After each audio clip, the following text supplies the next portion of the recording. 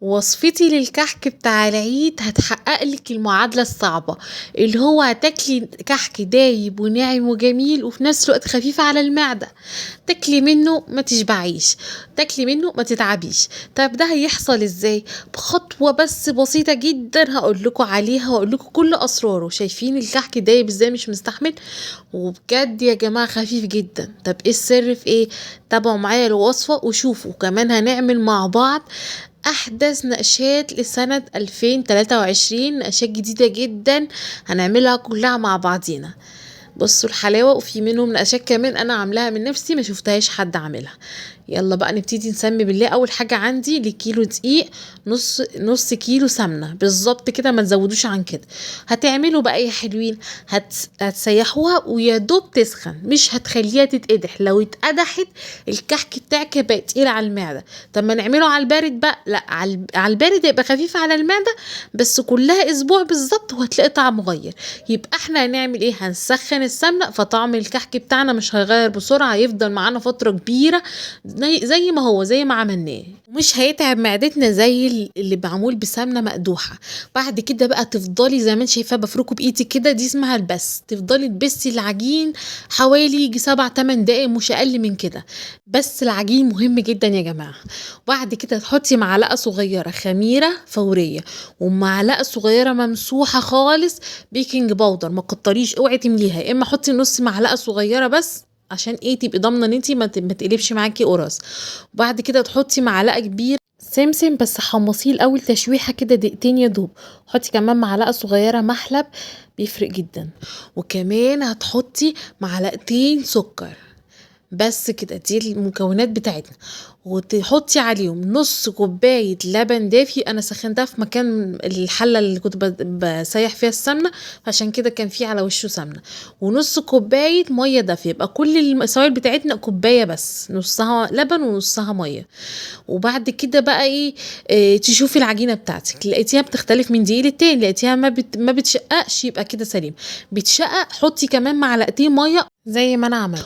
وبنلم العجين، ما تعجنيش عجن، تلم العجين مجرد ما تحسي انه خلاص السوائل بتاعته تشربها، خلاص وقفي عجن كده عشان ما تبوظيش الوصفه. بعد كده بقى ايه؟ الملبن والعجوه زي ما شفتوا عليه معلقه سمنه، وتعجنيه كويس. وبعد كده بقى تشكليه. وتعالوا بقى اوريكم ازاي بقى نحشيها. انا عاملاه صغير جدا، هناخد قطعه صغيره قوي وبصباعك الابهام كده تعملي فراغ وتحشي. الاحسن طريقه هتلاقي الملبن منتشر في الكحكه كلها، مش جاي في جنب بس. دي الطريقه الصح لحشو الكحك. ودي بقى ايه؟ نقشات. النقشه دي مش موجوده، دي تقليديه عادي. بس الجديد ايه بقى؟ الجديد ان الجناب كلها لازم تبقى منقوش، يعني مش بس من فوق كده، هتمشي على الجناب كلها تنقشيها. ده جديد. وفي نقشات جديدة خالص برضو هقول لكم عليها، اوريكم كل النقشات الجديدة. انا بوريكم كذا نقشة. بصوا دي نقشة بسيطة جدا اهو، برضو دي عادي تقليدية مش جديدة. اول صف ده يكون معظمه النقشات التقليدية اللي احنا متعودين عليها. بعد كده بقى اوريكم الجديد كله. بس كده نبدأ ندخل على الجديد بقى. الجديد ان انتي تعملي قلب. ده كان ورقة شجرة برضو، دي يعني ايه من السنة اللي فاتت معانا. بس الجديد ان احنا هنعمل من الاطراف كلها.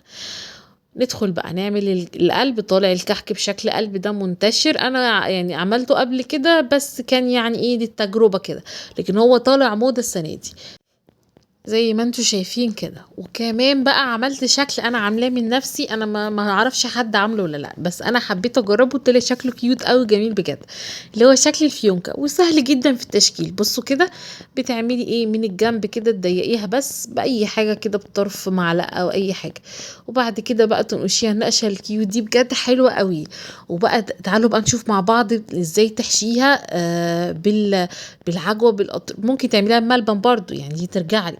بصوا بقى، تبقى ماليه الكحكيه كلها، تبقى كحكه مفرغه كده، وتبقى في طرف معاكي مفتوح وطرف تقفليه، وتدخلي الطرف المقفول جوه الطرف المفتوح وتقفليهم على بعض.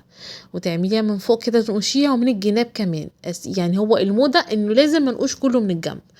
شايفين ده اول صاج، وهعمل معاكم تاني صاج برضو بالنقشه بقى الاحدث ومنتشر اكتر، اللي هي دي ما بننقش من فوق خالص، بتنقشي من الجناب وبس.